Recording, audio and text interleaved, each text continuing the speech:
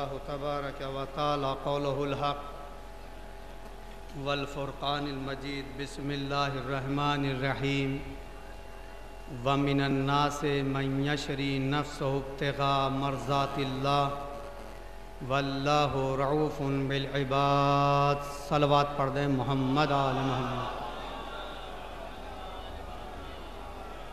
آپ حضرات سے مؤدبانہ گزارش ہے ایک مرتبہ سورہ حمد اور 3 مرتبہ سورہ توحید کی تلاوت فرما کے مرحوم حکیم ریاض علی ابن جواد حسین کی رکوع ادیہ فرما دیں۔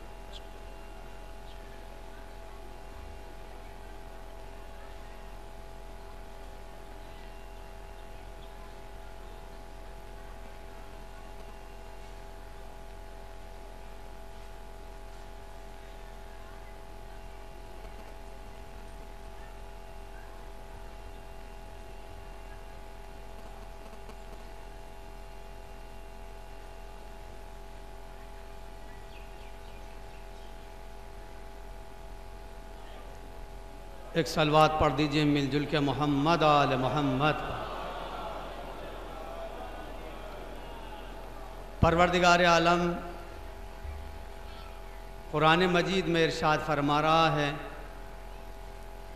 لوگوں میں سے کچھ ایسے بھی ہیں جو اپنا نفس بیچ دیتے ہیں اور مرضی پروردگار خرید لیتے ہیں۔ پروردگار عالم نے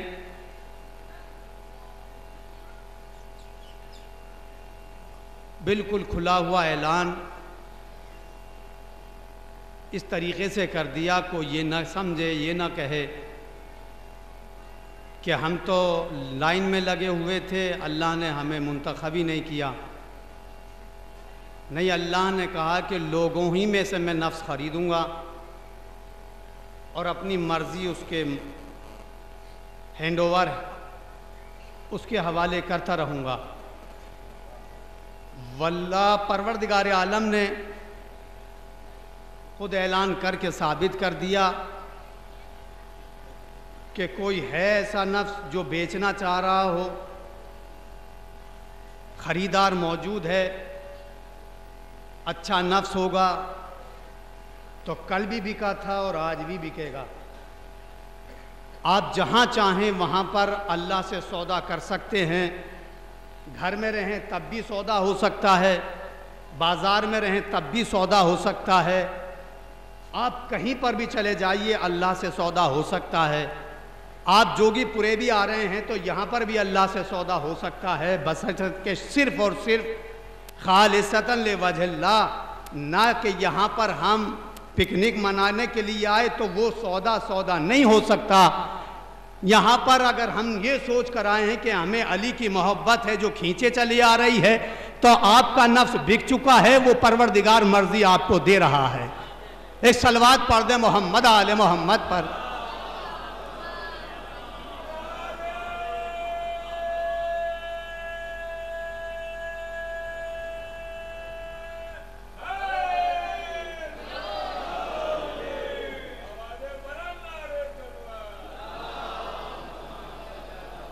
واللہ رؤوف بالعباد، اللہ خود تمہارے اوپر بخشش کرنے والا ہے۔ کوئی تو ایسا انسان ہو کہ ہاں اس کی بخشش کے لیے آگے بڑھے۔ عزیزان محترم، دکانیں تو بہت سجی ہوئی ہیں لیکن سودا اسی دکان کا زیادہ بکتا ہے کہ جو اچھا مال رکھتا ہو، ورنہ کتنی دکانیں ہیں آپ مجھ سے زیادہ بہتر جانتے ہیں، لیکن دکاندار کے پاس اسی کے پاس بھیڑ ہوتی ہے جہاں پر مال اچھا ہوتا ہے۔ اللہ نے تو اعلان کر دیا تھا، لیکن اب اس کسوٹی پر کون کھرا اترے گا یہ آپ مجھ سے زیادہ بہتر جانتے۔ کون ہے ایسا جو اس کسوٹی پر کھرا اترے؟ اللہ کے نبی نے پوری کائنات پر نظر ڈالنے کے بعد صرف ایک ہی گھرانے کو چنا جس کا نام ہے خاندان ابو طالب۔ صرف ایک گھرانہ چنا گیا اور وہ علی کو منتخب کرنے کے بعد کہا، علی تم میرے بستر پر، میرے بستر پر سو جاؤ۔ تاریخ شاہد ہے کہ علی نے یہ نہیں کہا ایسے نامساعد حالات میں ایسے ناشگفتہ بے حالات میں آپ مجھے سنا رہے ہیں میری جان کا کیا ہوگا، بلکہ پیغمبر اسلام کے حقیقی جانشین علی ابن ابی طالب نے کہا یا رسول اللہ کیا میرے سونے سے آپ کی جان بچ جائے گی؟ اس کا مطلب یہ ہوا کہ علی والے وہ ہیں جو اپنی جان کی قیمت نہیں سمجھتے۔ صلوات پڑھ دے محمد آل محمد پر۔ اس سے بہتر اور صلوات پڑھ دے محمد آل محمد پر۔ علی والے کبھی یہ نہیں سوچتے کہ ہماری جان بچے گی کہ نہیں بچے گی، تو پھر جو علی والا ہوگا تو جو اپنی جان ہی کو نہیں سمجھ رہا ہے تو دوسرے کی جان کیسے لے سکتا ہے؟ تو آج دنیا دیکھے کہ یہ دہشت گردی، یہ اگروادیت، یہ کس کے نام پر لکھی جا رہی ہے؟ بس انہی لوگوں کے نام پر لکھی جا رہی ہے عزیزان گرامی جو اپنی جان کی حفاظت تو کرنا چاہتے ہیں، دوسروں کی جانیں لینا جانتے ہیں۔ علی والوں نے ثابت کر دیا ہم اپنی جان کی پرواہ بھی نہیں کرتے، اللہ کے دین کی کل بھی حفاظت کرتے ہیں، آج بھی کرتے ہیں۔ صلوات پڑھ دے محمد آل محمد پر۔ اس سے بہتر اور صلوات پڑھ دے مل جل کے محمد آل محمد۔ وَمِنَ النَّاسِ، لوگوں میں سے آپ کے تمام لوگوں کو اللہ کا چیلنج ہے، اللہ خریدتا رہے گا، مرضی دیتا رہے گا۔ کوئی ایسا نفس تو ہو، ایسی کسوٹی پہ کھرا اترنے والا تو ہو۔ دوسروں کے اوپر انگشت نمائی کرنا بڑا آسان کام ہے، لیکن اپنے گھر کی خواتین کو دیکھنا بڑا مشکل کام ہے۔ ہم دیواروں پہ لکھ دیتے ہیں کہ بہن پردہ کر لے، پردہ کر لے، کم سے کم بھائی کو بھی تو نظریں جھکانا چاہیے۔ ایک صلوات تو پڑھ دے محمد آل محمد پر۔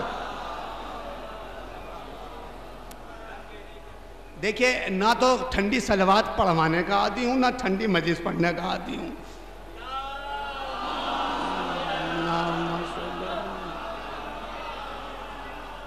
بھیا گرمی کا غصہ میرے اوپر نہ اتاریے۔ کبھی آپ یہ سوچ رہے ہوں کہ بھائی یہ تو بس آپ بیٹھ گئے، پنکھے کے نیچے بیٹھ گئے اور تھوڑی سی دیر کے لیے، نہیں بھائی یہ گرمی کا غصہ میرے اوپر نہ اتاریے۔ ایسے ہی نعرے لگاتے رہیے، ایسے مجلسیں سنتے رہیے، ایسے صلوات پڑھتے رہیے، کیونکہ امام کا خود فرمان ہے وہ سب سے بڑا بخیل اور کنجوس ہے جب آل محمد کا ذکر ہو اور وہ صلوات بھی نہ پڑھ سکے ہے۔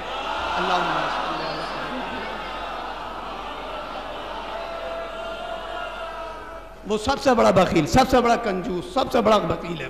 آل محمد کا نام آ رہا ہے، وہ صلوات ہی نہیں پڑھ رہا ہے، پتہ نہیں کون سا ایسا بخل کا کام وہ چل رہا ہے۔ کوئی تو ایسا ہو کہ جو اپنا نفس بیچنا چاہتا ہو، اور جب اللہ اپنے مرضی کو اس کے حوالے کر دیتا ہے تو اب وہ سوئے گا بھی تو اللہ کی مرضی کے مطابق، جاگے گا اللہ کی مرضی کے مطابق، کام کرے گا اللہ کی مرضی کے مطابق، جنگ کرے گا اللہ کی مرضی کے مطابق، فتح مکہ کرے گا اللہ کی مرضی کے مطابق، بزم میں آئے گا اللہ کی مرضی کے مطابق، مسجد میں آئے گا اللہ کی مرضی کے مطابق، کسی کو قریب بلائے گا اللہ کی مرضی کے مطابق، خانہ کعبہ میں آئے گا اللہ کی مرضی کے مطابق، مکے میں جائے گا اللہ کی مرضی کے مطابق، فتح مدینہ کرے گا اللہ کی مرضی کے مطابق، کعبے میں آئے گا اللہ کی مرضی کے مطابق، قرآن کی تلاوت کرے گا اللہ کی مرضی کے مطابق، جو کچھ بھی کام کرتا رہے گا اللہ کی مرضی کے مطابق۔ اب پاکیزہ جملے آپ کی سماعتوں کے حوالے کر رہا ہوں عزیزان محترم، اب وہ جو کچھ بھی کرے گا مسجد میں اللہ کی مرضی کے مطابق، قرآن پڑھے اللہ کی مرضی کے مطابق، سودا کرے اللہ کی مرضی کے مطابق، جو کچھ بھی کرے اللہ کی مرضی کے مطابق، کسی کو بزم میں بلائے تو اللہ کی مرضی کے مطابق، کسی کو بزم سے نکالے۔ صلوات پڑھ دے محمد آل محمد پر۔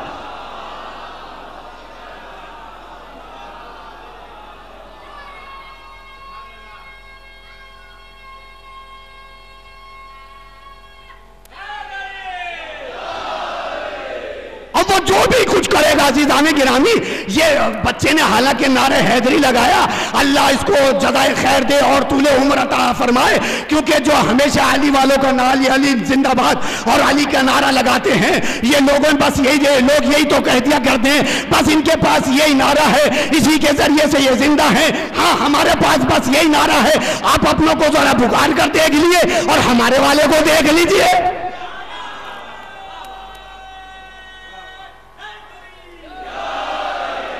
بھائی ہم پہ اعتراض کیوں ہے؟ آپ اپنوں کو تو بلا کر دیکھیے. ہم نے تو جہاں پر بھی دیکھا علی کو دیکھا, خیبر میں, خندق میں, صفین میں, جمل میں, آدم کی زبان, ابراہیم کی زبان, موسیٰ کی زبان, یعقوب کی زبان, توریت میں, زبور میں, انجیل میں, خود اللہ کی زبان میں, جنت پہ, عرش پہ, فرش پہ, منبر پہ, خطیب کی زبان پہ, جہاں پر بھی دیکھا اسلام کی بہار جوانی علی کی ہے. قرآن پڑھ کے دیکھ کہانی علی کی ہے.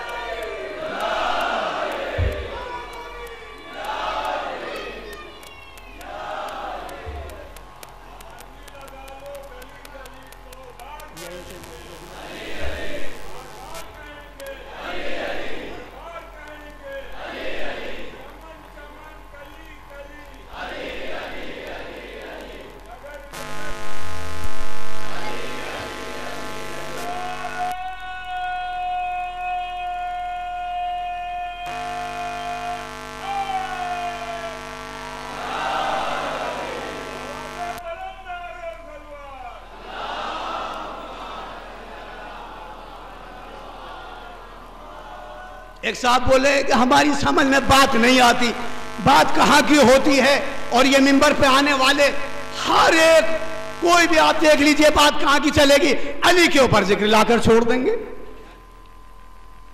ہم نے کہا خوب ہے. اچھا میں نے کہا آپ سچ بتائیے آپ نے کتنی کتابیں پڑھی ہیں؟ کہا بہت ساری, بہت, اور میرے گھر میں تو بہت انبار لگا ہوا ہے. میں نے کہا پوری کتاب پڑھنے کے بعد میں لکھنے والا ضرور, دیکھیں حق کہیں چھپتا نہیں ہے, وہ لکھے گا ضرور, چاہے وہ اس کا کوئی سر ہو نہ پیر ہو, لیکن وہ لکھے گا بات ایک ضرور. میں نے کہا آپ نے کبھی سوچا کہ علی کے علاوہ کوئی اور بھی نظر آتا ہے؟ کہا کوئی نظر نہیں آتا. بس میں نے کہا آپ پوری کائنات میں گھوم جائیے, آپ جہاں پر بھی جائیں, آپ کہیں پر بھی دیکھ لیا علی کے علاوہ کوئی نظر آتا ہے نہیں, علی سمجھ میں نہیں. میں نے کہا بھائی علی تمہاری سمجھ میں آ ہی نہیں سکتا, علی سمجھ میں آنے والی چیز نہیں ہے, کیونکہ پیغمبر اسلام نے خود فرمایا ہے علی کو یا تو میں نے جانا یا میرے اللہ نے پہچانا. علی تمہاری سمجھ میں نہیں آئے گا, علی تمہاری سمجھ میں نہیں آئے گا. آئے اور آنے کے بعد میں دیکھا ایک صاحب مسجد سے باہر نکلے, کیا دیکھا کہ کوئی شخص بیٹھے ہوئے ہیں, آپ باہر جا رہے تو ایک صاحب سے ملاقات ہوئی. کہا بھائی کہاں سے آ رہے ہو؟ کہا مسجد سے آ رہا ہوں. کہا مسجد میں کون کون ہے؟ کہا اللہ کا نبی ہے اور ایک فلاں ہے اور ایک وہ ہے جسے میں نہیں جانتا. جناب سلمان فارسی نے اتنا جملہ کہا, اور ان صاحب سے جو ملاقات ہو رہی تھی انہوں نے سوچا کہ آج تو شاید کوئی نیا آدمی آیا, نئی پارٹی آئی ہے, چل کے دیکھا جائے مسجد میں کون ہے. جناب سلمان نے کیا کہا مسجد سے آ کے؟ ایک تو اللہ کا نبی ہے اور ایک فلاں ہے اور ایک وہ ہے جسے میں نہیں جانتا. بس یہ ایک دو تین جو ساتھ میں وی آئی پی لوگ ساتھ تھے, انہوں نے کہا کہ بھئی چل کے مسجد میں چل کے دیکھا جائے کہ آج کون آدمی آیا ہے کہ جسے سلمان بھی نہیں پہچانتے, جسے سلمان بھی نہیں جانتے. آپ آئے اور آنے کے بعد میں کہا یا رسول اللہ دیکھیے سلمان ابھی مسجد سے گئے ہیں اور آپ یہ کہتے ہیں سلمان بڑے ایماندار ہیں اور اتنے درجوں پر فائز ہیں. سلمان ابھی مسجد سے گئے, آپ کو تو بتا دیا, ان کو بتا دیا, لیکن علی کے بارے میں نہیں بتایا کہ مسجد میں بیٹھے ہوئے. سلمان نے اتنا بڑا جھوٹ بول دیا. کہا اچھا.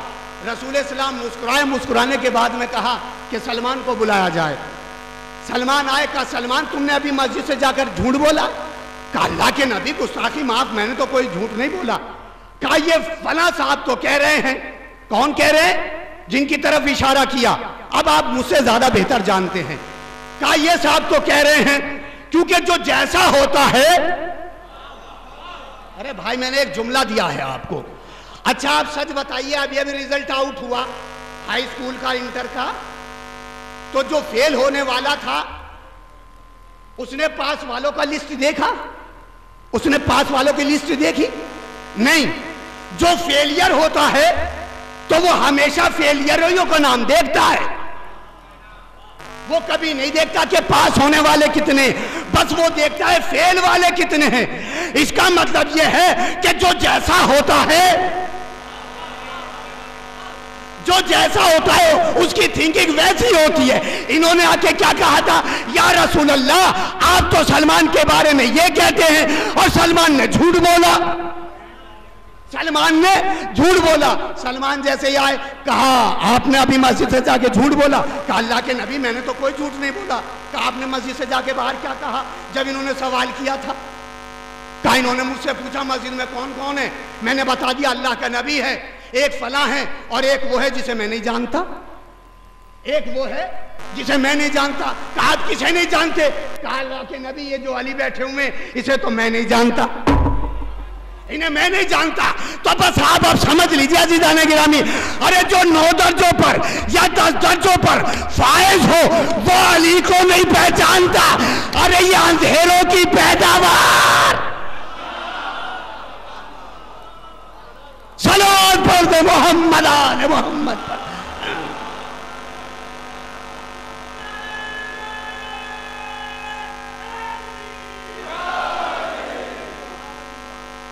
یہ اندھیروں کی پیداوار علی کو کیا پہچانے. اور پھر درہ یہ کہ امام ابو طالب او ہو ہمارے سامنے کلمہ نہیں پڑھا. اچھا تمہارے باپ دادا نے کیا تمہارے سامنے کلمہ پڑھا ہے؟ کوئی ہے کیا کسی کے پاس دلیل؟ اور ابو طالب نے تو اتنا بڑا پڑھ دیا کہ پوری کائنات کے اوپر احسان ہے. بھائی پوری کائنات کے اوپر احسان کس کا ہے؟ آپ کو معلوم ہے جب جناب نفیسہ سے ملاقات ہوئی تھی پیغمبر اسلام کی. نفیسہ کون ہے؟ تاریخ اسلام آپ سنا دیجیے آپ مولویوں سے. نفیسہ جناب خدیجہ کی سہیلی تھی، اور جیسے جناب خدیجہ کی سہیلی کی نظر پیغمبر پر پڑی، نفیسہ کہتے ہیں کس کو؟ پاک و پاکیزہ. جس کی مالکن کی کنیز پاک و پاکیزہ ہو تو اس خدیجہ کا ایمان کتنا بلند ہوگا. نفیسہ نام ہے اس کا عزیزان گرامی. اس نے فوراً پیغمبر اسلام کو دیکھا جب آپ شام سے تجارت کر کے آ رہے تھے تو آپ نے کہا یا رسول اللہ، آپ نے کہا عبداللہ کے بیٹے آپ شادی کیوں نہیں کر لیتے؟ کہا نفیسہ شادی ضرور کروں گا لیکن موقع محل دیکھ کر کروں گا، کوئی مناسب اگر رشتہ ہوگا تو کروں گا. تو کہا کہ اگر ہم بتائیں؟ تو کہا بسم اللہ. کہا بتاؤ کون ہے؟ کہا ہماری مالکہ جس کا نام خدیجہ ہے. کہا ٹھیک ہے. عزیزان گرامی شریف خاندانوں میں رشتوں کی پہل ایسی ہوتی ہے. ارے میرے کچھ جملہ ہے. شریف خاندانوں میں شادی کی پہل ایسی ہوتی ہے کہ درمیان میں کسی کو ڈالا جاتا ہے. وہ بدتمیز لوگ ہوتے ہیں. ارے کچھ جملہ صلوات پڑھتے ہیں محمد آل محمد پر.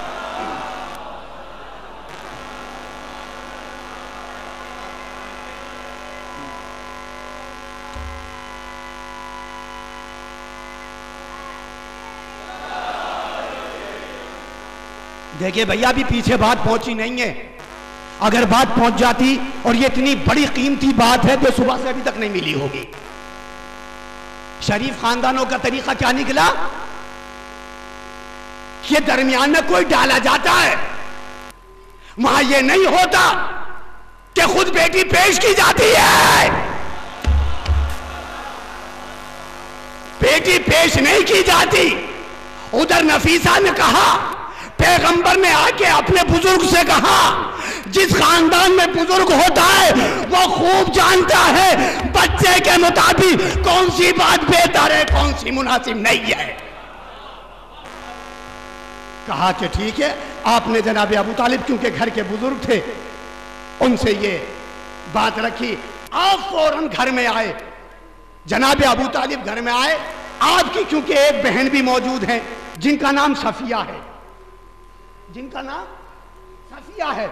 آپ نے اپنی بہن سے کہا کہ ایک خدیجہ نام کی عورت ہے جس کے ہاں میرا بھتیجا یہ وہاں تجارت کا کام کرتا ہے اور میں یہ چاہتا ہوں کہ اپنے بیٹے کا خطبہ لے کر خطبہ امیر حمزہ نے پیچھے ہاتھ ڈالا. ہائے ہائے ہائے، جناب امیر حمزہ آگے بڑھے، بے وقوف خبردار، اس جگہ پہ تو بیٹھے گا، تو اور محمد کی جگہ پہ، ہائے ہائے ہائے، جناب امیر حمزہ نے ثابت کر دیا محمد کی جگہ پہ یا تو محمد بیٹھے گا یا محمد جیسا۔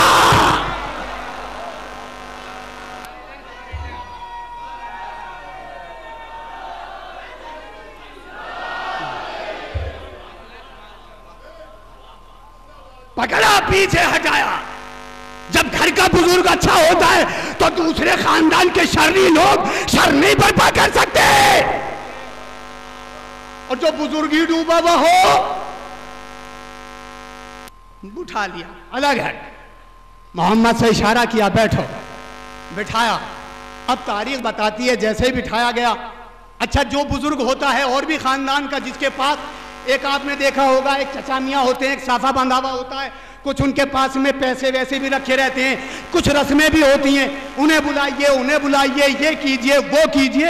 یہاں پر بھی کچھ ایسے ہی ماحول ہونے لگا، ادھر بھی نظر ڈالی ادھر بھی، ارے کہاں ہے ابو طالب، ارے کہاں ہے ابو طالب، ادھر والوں نے دیکھا ابو طالب، ادھر والوں نے دیکھا ابو طالب۔ ابو طالب مجمع کو چیرتے ہوئے آئے اور آنے کے بعد میں کہا بسم اللہ، آپ بیٹھ گئے۔ کہا کہیے، کہا دیر ہو رہی ہے دولہا بنائیے،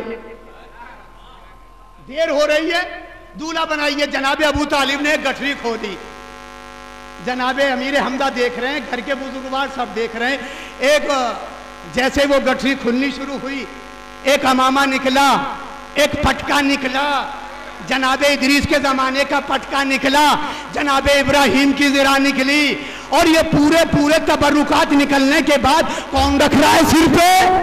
اے عقل کے اندھو، جناب ابو طالب نے سر پہ امامہ رکھا، ابراہیم کا پٹکا باندھا، ادریس کی ردا ڈالی، اور ڈالنے کے بعد میں ایک مرتبہ کہا بیٹے اب یہ بزرگوار ہیں دیکھ لو۔ بس تاریخ بتاتی ہے جناب ابو طالب نے ثابت کر دیا کہ خاندان کا بزرگ میں ہوں، تبرکات انبیاء میرے پر۔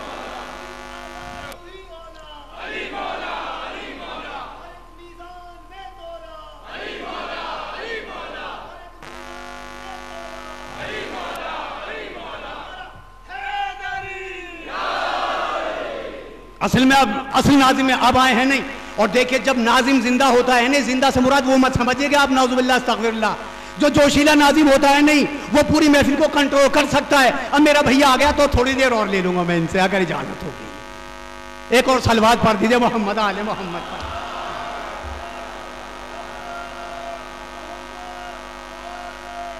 کل انشاءاللہ یہ آپ کا پروگرام دوردرشن پہ بھی آئے گا، میرے بھائی جو یہ ویڈیو پخش کر رہے ہیں اور یہ دکھائیں گے، تو انہوں نے ایک جملہ کہا کہ آپ کچھ ہندوستان کے بارے میں بتائیں۔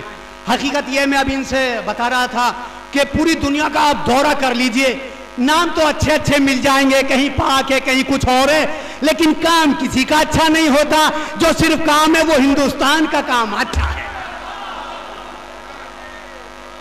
آپ کو اس گلدستے میں ہر طرح کا پھول ملے گا، ہر طرح کا پھول ملے گا، آپ کہیں چلے جائیے سب کچھ مل جائے گا، لیکن کہیں نہیں ملے گا تو امن نہیں ملے گا۔ ہندوستان میں امن ملے گا، ہندوستان میں بھائی چارگی ملے گی، ہندوستان میں اخوت ملے گی، ہندوستان میں اسلام ملے گا، ہندوستان میں اسلام ملے گا، ہندوستان میں قرآن ملے گا، ہندوستان میں شیعت ملے گی۔ اس لیے ہی تو ہندوستان کے لیے میرے حسین نے تمنا کی تھی کہ مجھے ہندوستان جانے دو۔